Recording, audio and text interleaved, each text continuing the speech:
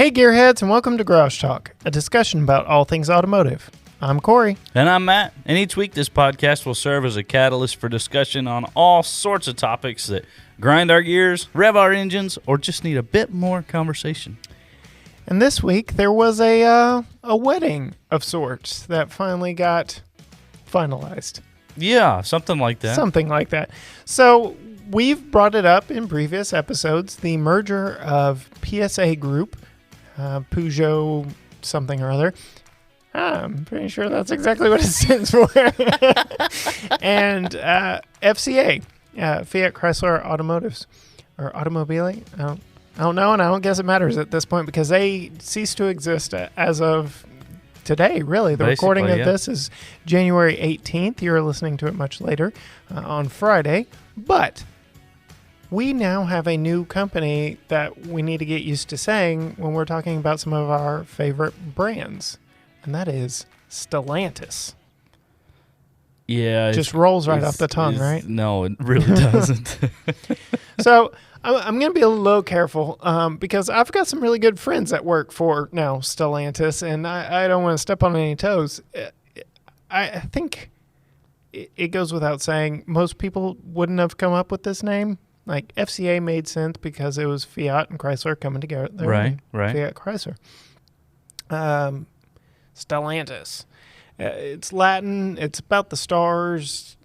You know, they're trying to be, forward thinking.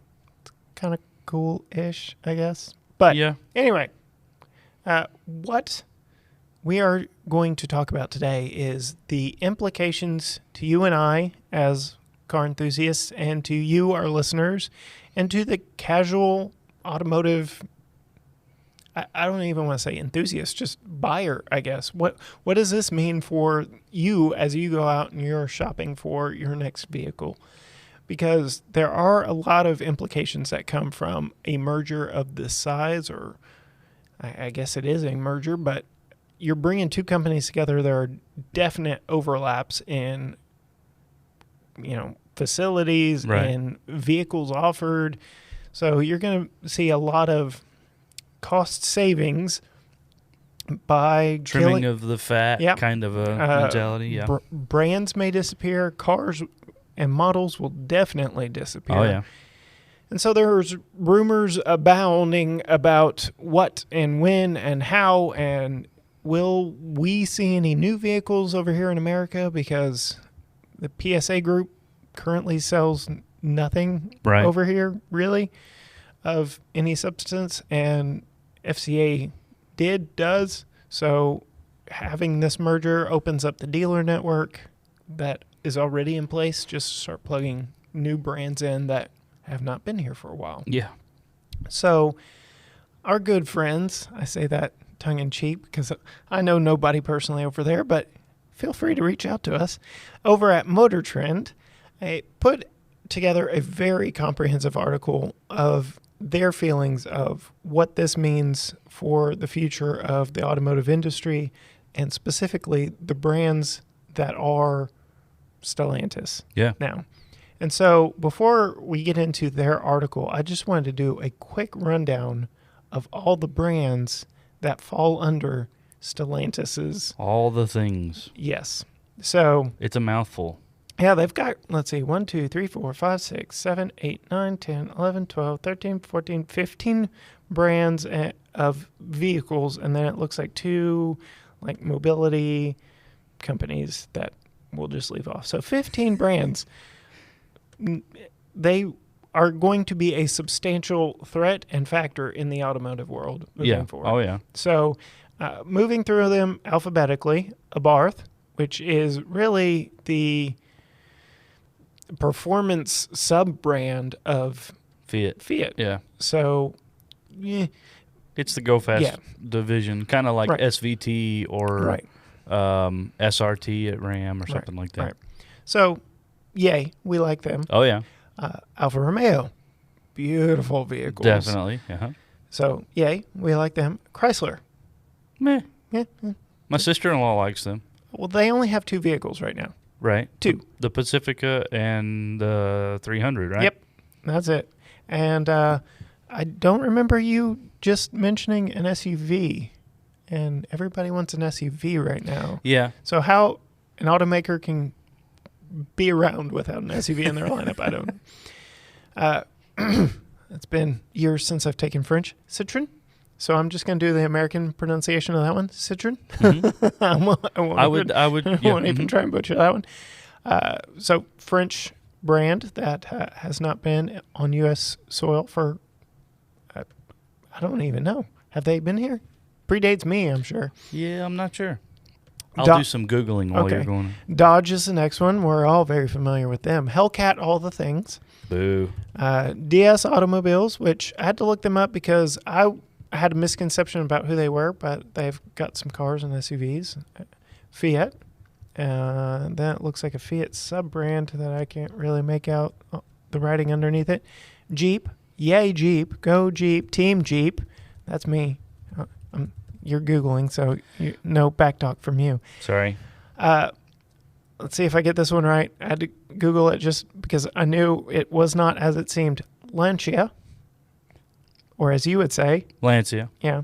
So Lancia, Maserati, Opel, which is one of the brands that they actually bought off of GM a few years ago. Mm-hmm. And them, meaning the PSA group, bought Opel. Right.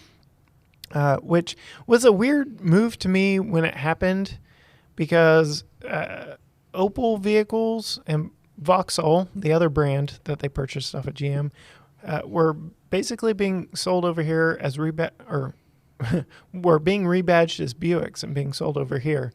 And so they pretty much like cut Buick's legs out from under them. And Buick's doing fine now. They've got some SUVs that are doing quite well for them. The little itty bitty Encore compact SUV. Oh, yeah. When they launched that, I don't think they could produce them fast enough. People just ate that thing up. Oh, yeah. And that's their version of GMC. Chevy's got that little Trax SUV. So it's a little bitty guy. And for the price point from one to the other, if you're going to spend, and I don't know for sure where the Trax is, it's cheap. It's well under 20 grand. But the Buick version of it isn't much over 20, if at all. I mean, so they're very competitive as far as a price point, and Buick is always going to have many more standard options. And For me, though, I'm not spending that kind of money on a brand new teeny car. I'm spending that kind of money on a lightly loved, bigger car. Oh, yeah. Cars of that size make no sense to me in my current state of life. We live in Texas. Everything's bigger. No. I have a thought on that later that we can dig into. So okay.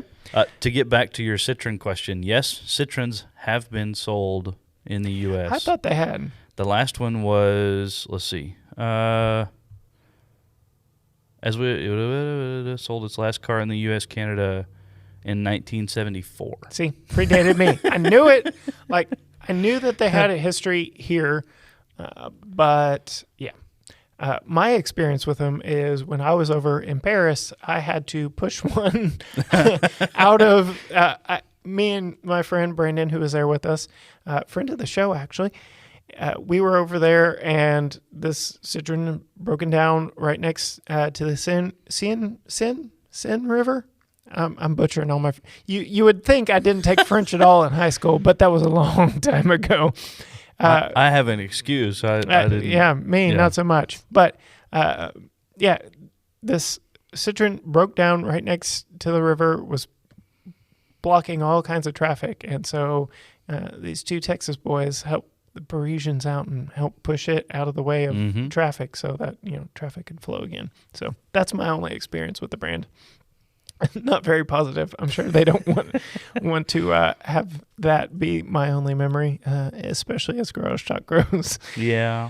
The next two brands that I haven't touched on, there are three left, but the next two I haven't even mentioned: Peugeot and Ram.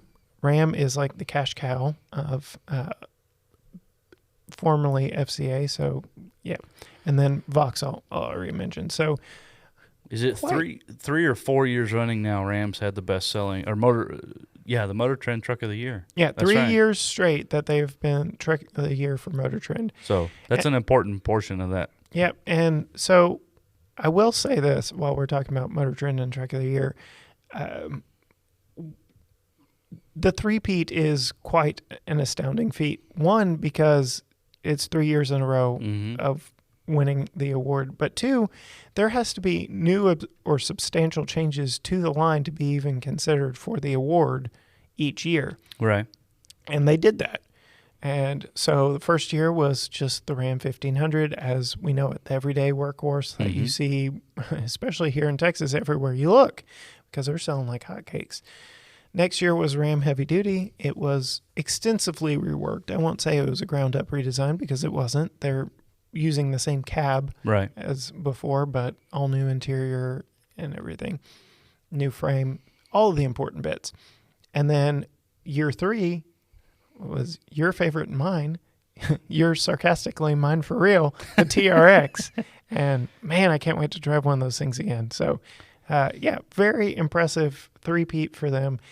I don't expect that they'll get 4 in a row because, like I said, you have to have some major new innovation to be considered. So all 3 of those were new grand innovations in their field. So. They were definitely. Yep.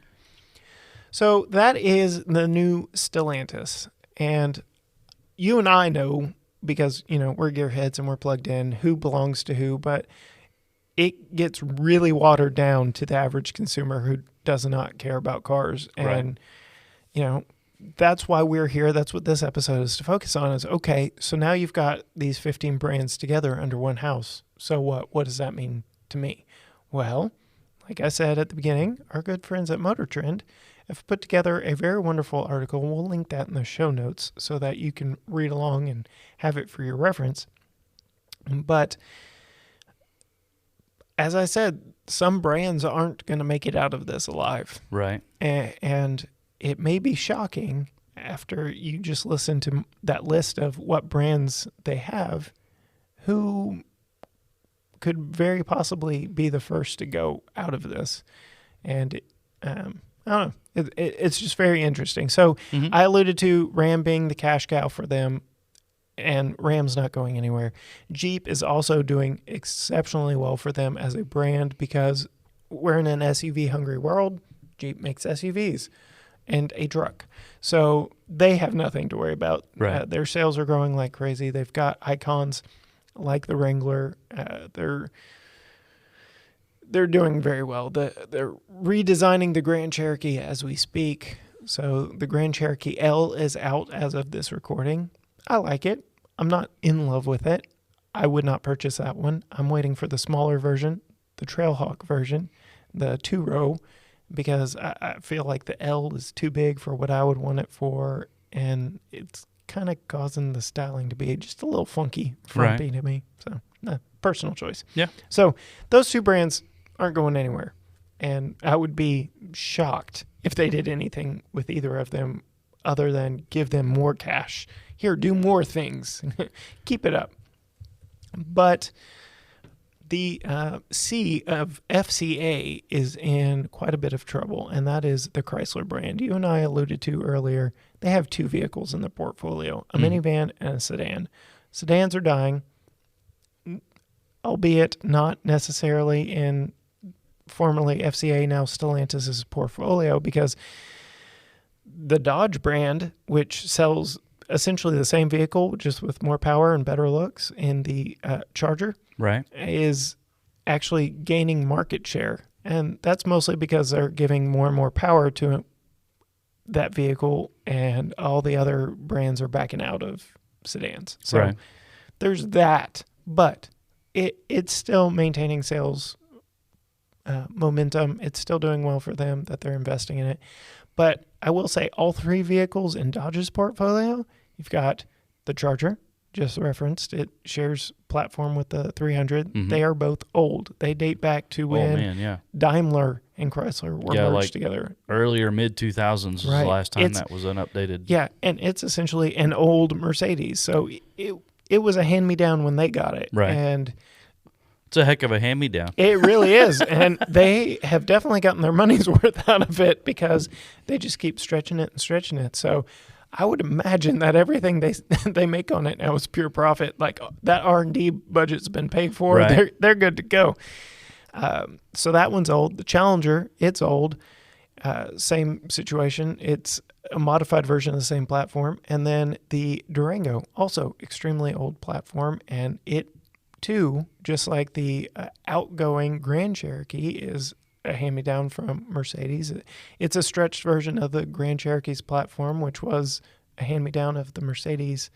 At the time, it was the ML. Now I believe it's the GL. I don't know. Mercedes naming has got me all kinds of confused, confused. But so you've got two brands here, Dodge and Chrysler, that all they have are old platforms and then a minivan. Right. Minivans are great.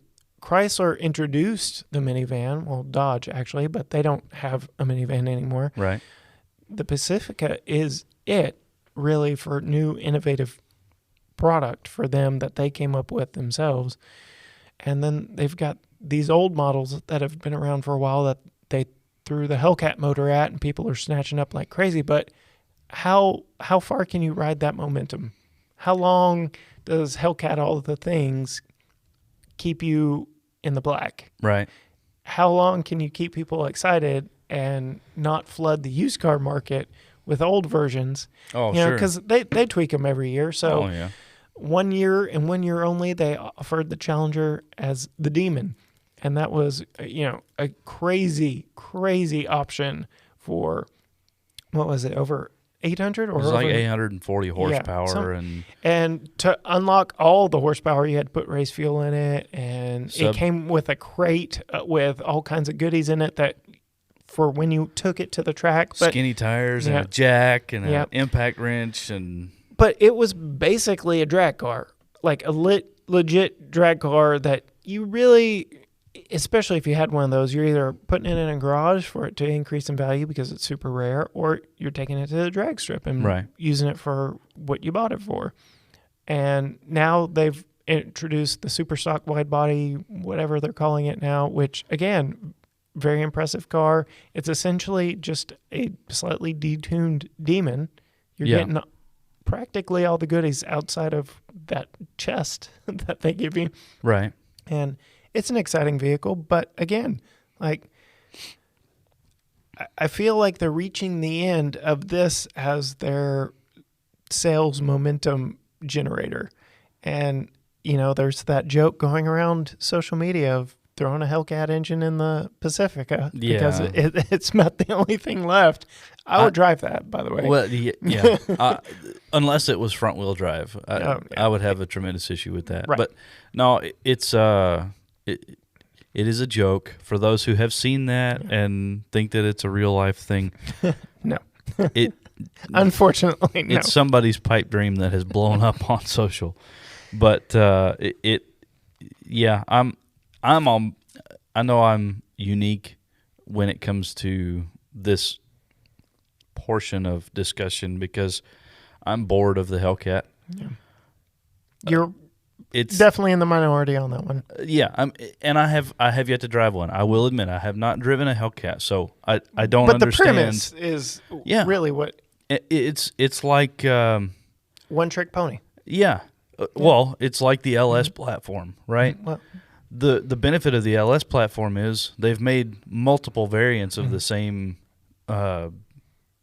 engineered block, essentially, and made it better and made it faster and made it more efficient, all those things, and they're everywhere, and that's fine. But my goodness, how many different? it just I don't know. Until they slam one in a Pacifica, they haven't reached their full potential, Matt. I know. Somebody in the halls of Stellantis has drawn up how to make it feasible. And I'm pretty sure it's going to be a rear engine because there's no way you're getting it up front in that thing. Yeah. So you're giving up some back seats, and hence the entire point of a minivan. But it's just cool. You have to take the unit body from the Durango and put the Pacifica nose on the front of it or something. Yeah. So,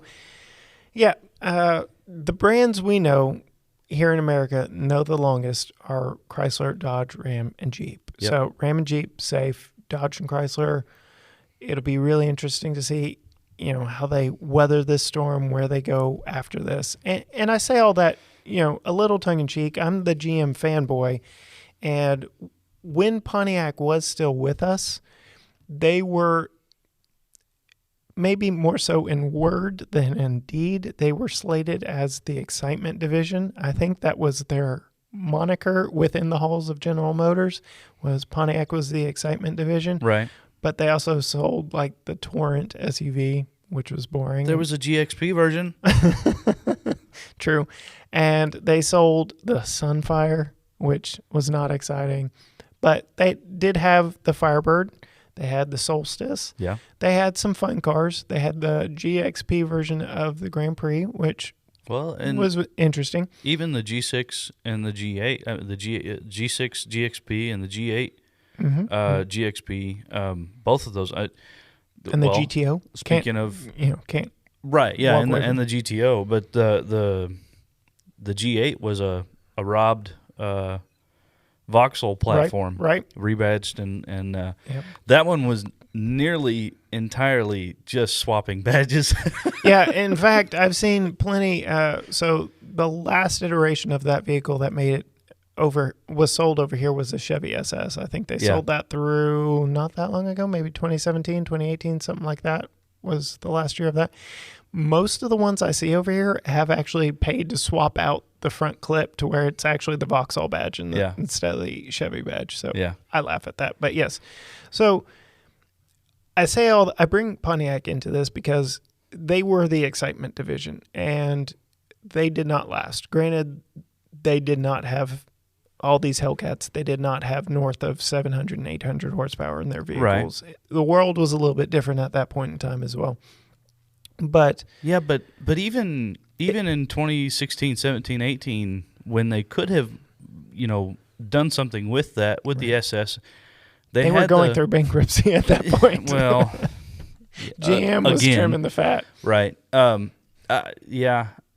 think it could have been done. Yeah. I think GM is too far gone in the excitement division program.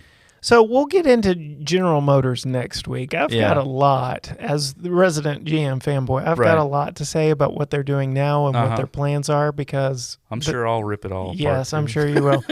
But we'll keep this conversation on Stellantis for now. All right. And basically the point, the direction I'm heading was, if your sub-brand, your brand, Pontiac, or in this case Dodge, is the excitement division, if you're building a niche brand like that with a very particular market, you're not going to get mass adoption. Right. You're carving a very small section of the market out for yourself, and that's not sustainable as a company.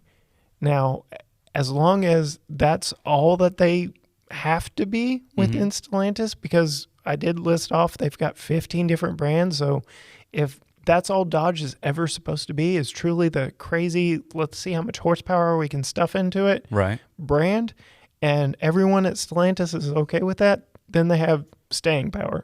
Sure. But I've worked in corporate long enough to know that everybody is trying to increase sales by whatever means necessary. And if it means cranking out a boring, now mid-size crossover or a compact crossover, if that's what it takes to stay relevant in the market, Dodge is going to end up cranking out another Journey or something boring to that effect before we know it. And in the age of electrification and everything crazy that you can do with electrification, you and I referenced it in a previous episode. I got the chance to talk with one of the bigwigs over basically the performance division of FCA, Tim Kaniskis. Yeah. I was able to speak with Tim Kaniskis over at FCA, who's over essentially all the performance, everything. And I asked him point blank, I was like, with everything that's coming out electrified, what is the plan for Dodge? We see the game plan as Hellcat, all the things. Right. But now with electrification, there's more you can do. and be cleaner and have that, squeaky clean approach when it comes to environmentalists, and also have the enthusiast excitement because you have instant torque and acceleration, and it's like pretty much the best of both worlds, aside from range anxiety and the fact that we don't really have a great charging network in the U.S. As of this moment. I don't know. What did he say? He said that basically he very carefully phrased his result, and I will paraphrase as best I can, that they are nowhere near where GM is. And again, we'll talk about GM next week, but GM is 100% going all in on electric. Yeah. And that is clearly their plan for the future. I just feel like former FCA brands are decades behind in the electrification world. You think they're that far behind? I believe this merger is one of the things that they were looking for to bring these brands up. That's why I emphasize so heavily the FCA brands were so far behind. Yeah. And decades is probably an exaggeration, because Jeep's doing some pretty good things with their 4xe line, and we've got a group patiently, maybe impatiently, waiting for the Wrangler 4xe to come out. A bunch of people have already placed orders. There's conversation. It's fun watching the conversation on Facebook. Oh, yeah. Every single day. So shout out to Chris and the group over there at Wrangler 4xe fans on Facebook. It's a very fun group to be a part of.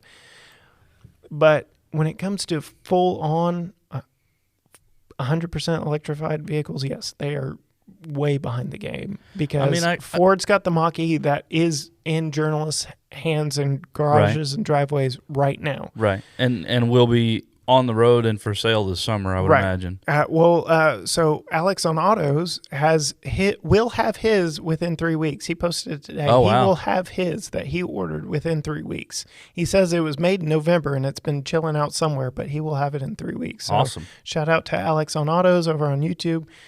He will have his very soon. And funny enough, the model that Ford sent him was exactly how he spec'd his. So he's kind of already had his for a little bit of time, but he had to give it back. So Ford's got that going on, and tons of buzz and excitement behind that. Chevy, you'll sneer at this, but Chevy had the Volt, which I know was a plug-in hybrid, and then they made the Bolt, that ugly little bump of a crossover thing that was 100% electric, and now they're teasing, again, we'll get more into this next week with General Motors, they're teasing the second generation of the Bolt. And it seems like 5 million other vehicles that are right on the heels of the new Bolt. So General Motors has got a pipeline already ready to hit dealers within the next 1, 2, 3, 4, 5, and 6 years. They're going to have plenty to choose from in all of their brands. What does FCA have as far as full electrification? Nothing full yet. Yeah. Nothing on the docket, nothing rumored, nothing. So if you want to go full EV, and you were shopping the FCA brands before they became Stellantis, you were out of luck. You had to go the hybrid route, which, again, they've got some great hybrids out there. The Pacific Hybrid's doing great things. The 4xe lineup, like I said, amazing. I really would love to get my hands on a Wrangler 4xe and test its capabilities and see what it can do on the road, as well as, off road and crazy situations where that instant torque becomes huge.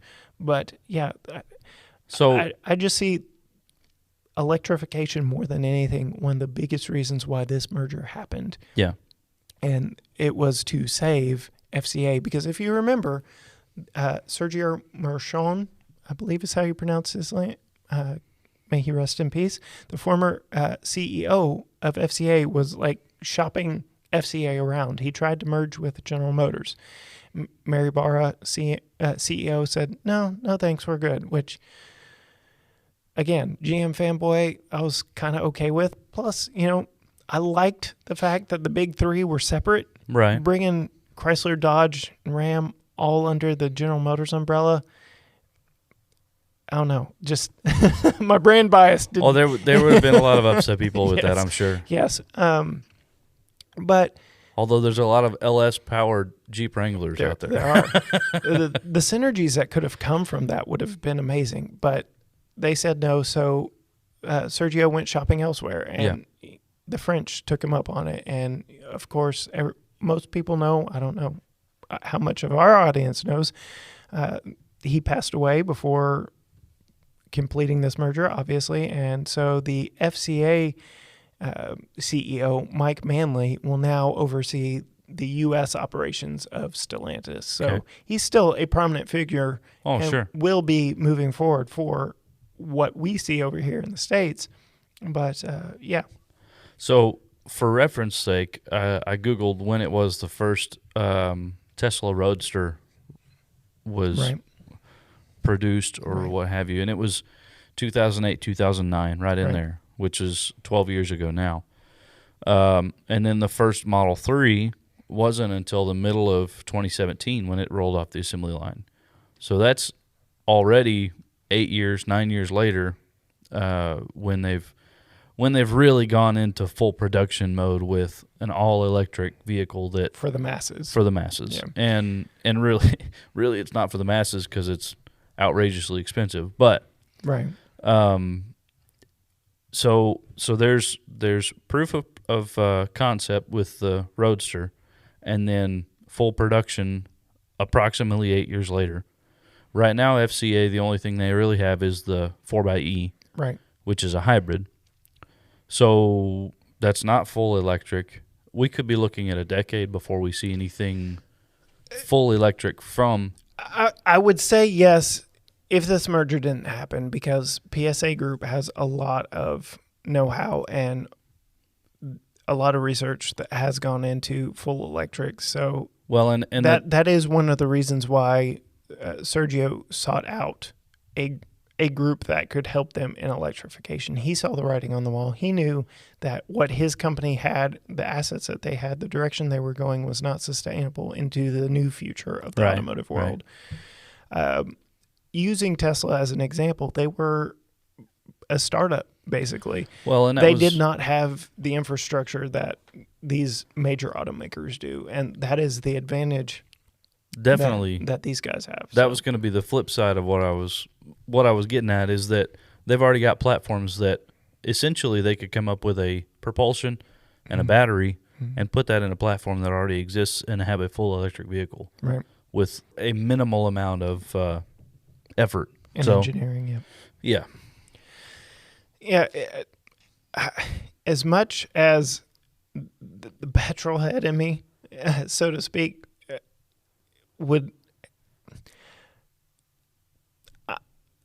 I love internal combustion engines. I'll just put it that way. And as much as I love the sound of a V8 and just the rumble and the thrill that it gives to drive a V8 engine, you and I both know the future is electric, and that scares the heck out of me. I mean, it really does. And as a technician, it's a totally different world when it comes to, So there's already systems in place with Peterbilt trucks, Kenworth trucks, the Packard division of heavy duty trucks in the U.S. They have software built into their trucks already that will email the dealership when a check engine light comes on, the next closest one or whatever, and say, hey, this truck's had a check engine light come on. It can schedule the repair or whatever and make sure that the parts are there ahead of time. All these things, even before the truck rolls onto the dealership lot, they can have an idea of what's going on with the truck. Yeah. And especially with common issues and problems and things like that, really it becomes less about diagnosing an issue and more about swapping parts. Yep. And honestly, the more simple vehicles become as they go all electric, most of the issues, as we have seen with Tesla, can be corrected with software updates. So you don't like this about your car? Okay, well, software update, whatever, we'll fix it. Well, but I understand that makes it mechanically simpler, but technologically it's much more advanced and much more complex because now you've got more wiring, you've got more hardware for the software to run through. I mean, to me, it's a double-edged sword. Right. Yes, there are a lot of niceties that come with full electric, but what are you missing out on with the simplistic elements of an internal combustion engine? That argument is already starting to lose water because, like, you know, you and I both love Top Gear and the Grand Tour. Jeremy Clarkson, very old school in nature, and he wants to fix everything with a hammer, just hit it harder.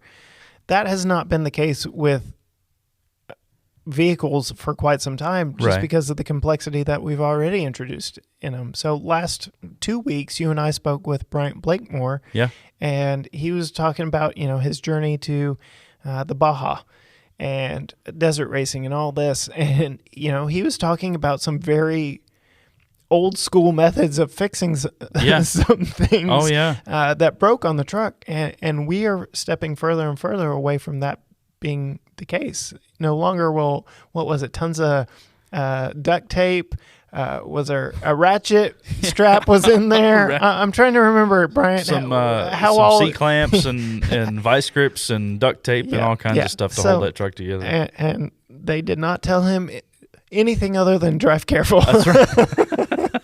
So if you haven't listened to the last 2 episodes of our podcast, go check those out. Our time talking with Bryant was truly amazing. And we are walking further and further away from that being the case of how guys like you and me can, you know, tinker on vehicles. And now it's becoming to where you need an electrical engineering degree or a programming, not degree, but background. Right. In order to do anything crazy or fun on vehicles. It's really going to be an interesting decade, these 2020s. It got off to a one heck of a start, but automotively speaking, it's going to be interesting to see where we are sitting 2030 and beyond, because like we will touch on next week with our discussion on General Motors, the landscape, it isn't changing. It has changed, and it will be vastly different in the very near future. Oh, yeah. The future is here. So I wonder if there would be a way that we could make some sort of modular vehicle where, like, you build it yourself or something to that effect, where it's a very simplistic vehicle. People or companies have done it in the past. It's a build-it-yourself vehicle, and you select the options that you want, and they ship it to you in a crate, and you put it together. I'd love that. That'd be fantastic. But I wonder if there's a way to do that to make it as simple as possible. You know, the goal is crank windows, if the window's even open. You know, air conditioning is a luxury. Not here. It'll get... It's a necessity, man. Come on. You know, it'll get 30 miles to the gallon. It'll, you know, do 0 to 60 in under 10 seconds, and, you know, 4-wheel drive may be an option or something like that. But that's it. Like, that's all you get. An appliance. Yeah, I mean, I don't know. So I'll do a quick run through of some of the other brands that may be not so familiar to the American consumer, and work our way through the rest of this Motor Trend article. But Peugeot, French brand, before the creation of Stellantis, there were plans to sell a brand from the PSA group in the U.S. by 2026. Yeah. This, I'm sure, accelerates that. And Peugeot was going to be the brand. And I found another article actually from Jalopnik from a couple of years ago, in January of 18, and you look through here, and it's talking about just that, the move for Peugeot Citroën to come back to the U.S., and it's a bunch of compact cars and compact SUVs. I mean, it is exactly what the U.S. market looks like right now with the brands that we have. Right. So I'm curious to see how that ends up.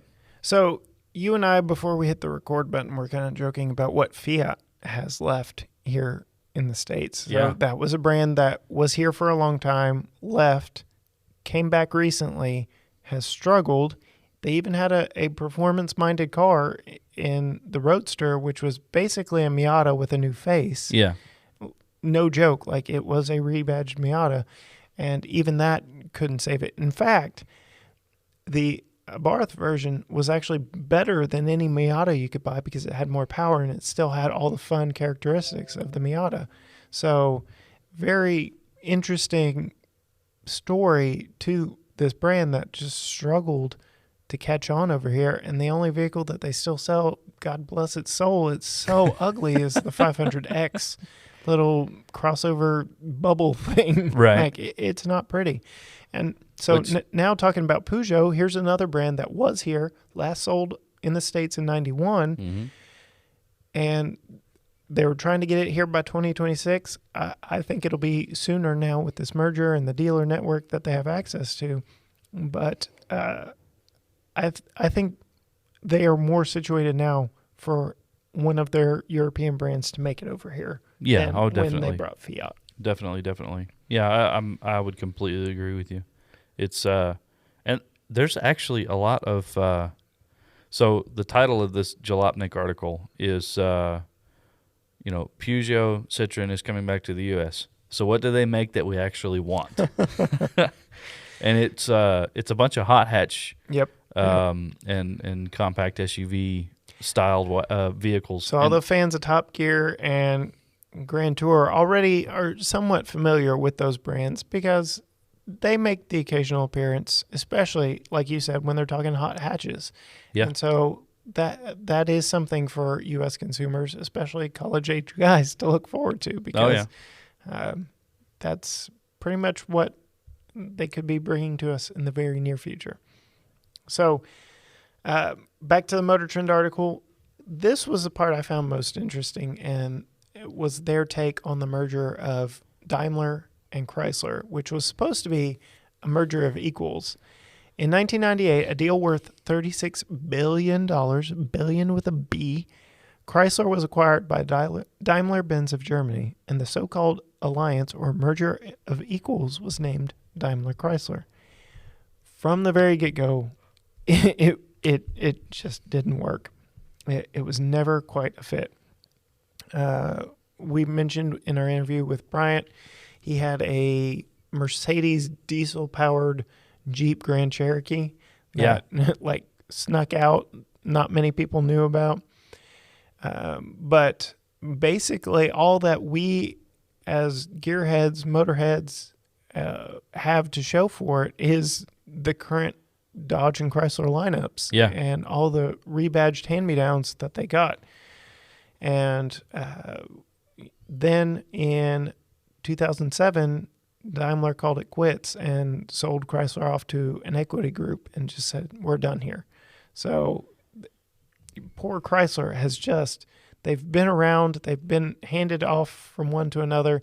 They were in big trouble back in the 70s, and the aforementioned Dodge Grand Caravan, or Caravan First, is what saved them. That government bailout and Lee Iacocca were like the saving graces for Chrysler. But this is a brand that has truly just struggled since the 70s, I would say. Yeah. And they've never just had a bright, shining moment in the sun. It has been a struggle. Different brands have had great times. Like I said, Ram and Jeep are just loving life right now. Dodge has got a great portfolio right now. But it'll be interesting to see how that changes and how that moves forward. So what we want to know from you, our listeners, is do you care who owns your favorite brand at all? Does Stellantis mean anything to you? Is this exciting that we'll be able to see new brands on U.S. shores? Are there people here just clamoring for a Peugeot or a Citroen? I don't know. I know that they make interesting products. As somebody with a French last name who took 3 years of French in high school, I'm kind of excited to see a French brand here, but nothing more than that, really. Right.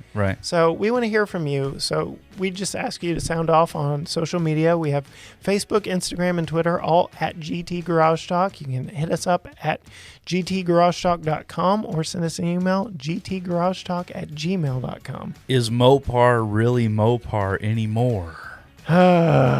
It's all the diehard Mopar guys. It's become a thing. I don't know quite what to call it, but yeah, it should be interesting the next few years to see what happens. Yep. So come back next week where we talk all things General Motors. And until next time, bye.